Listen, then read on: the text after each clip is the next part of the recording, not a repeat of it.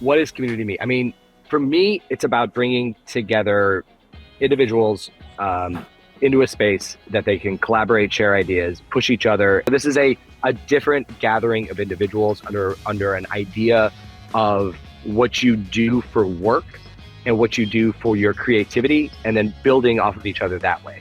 And what I found is that it's a lot of people inspiring each other, a lot of people pushing each other and supporting each other on that journey.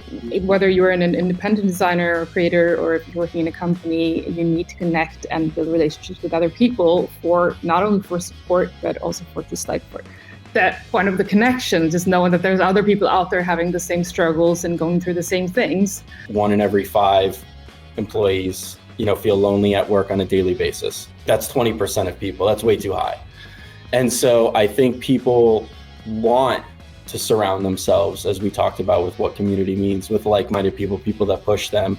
A lot of times they don't know where to start or, put themselves out into an uncomfortable position. And that could just simply be a DM into somebody that you don't necessarily know. And I think our opportunity in this chat and in the future is to really break that like mindset and like allow people and show people that, hey, this is actually very possible. And there are a lot of people who feel just like you, and you could be the person to bring people together. Community is the reason why I'm here. When I was a young designer, I needed help. I needed support. I needed to be around like-minded people. So for everybody, it's a little bit different. It's about just stepping outside of your immediate bubble.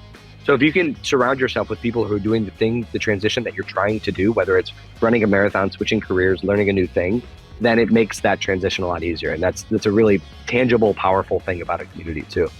It's okay to pivot and change, right? I think all of us over the years have changed dramatically from, the person we were 10 years ago or 15 years ago or 5 years ago. And so I think people need to lean into that more, that change is okay. I've been started sharing more running content, right? And primarily in my history, it's been design oriented, it's been footwear oriented, but I've pivoted over the past year or whatever. For whatever reason, I am obsessed with running. And so I started sharing it more. But guess what? There are so many people who are in my DMs about oh my God, you inspired me to run for 5 minutes today. Not 5 miles, 5 minutes. That is how the start of a community grows and builds. I don't know if I'm building a running community. I'm simply sharing because in my life, there was a transformation and I wanted to pivot, and I started sharing something that was authentic to me. And guess what? It will blossom. People who gravitate towards something like that will pivot with you and grow that community. And I think that's really special. Brush away a little bit of that insecurity and be open, because it's going to benefit both people. I'm all about sharing. I'm all about sharing my techniques and how I found this, or a shortcut or whatever, secret. But at the end of the day, I know that they can't do what I do, because that's why I'm unique. I'm one of one, just like that person is one of one. And so you can't take that away from someone. Make sure you're reaching out to people in this industry. Some people will ignore you. That's fine. They're already ignoring you. They already know you don't exist. So go ahead and reach out, and you'll be amazed at how many connections you can actually make. People change people. It's really that simple. And so you can unfollow the person who you see Instagram stories complaining about her $7 Starbucks with the wrong oat milk in it. You don't need to watch that. You don't need to consume it.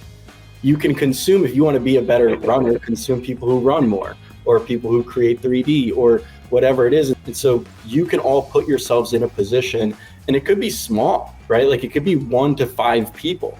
It doesn't have to be surround yourself with 50 or 100 people, just a micro community. And I think that is so important.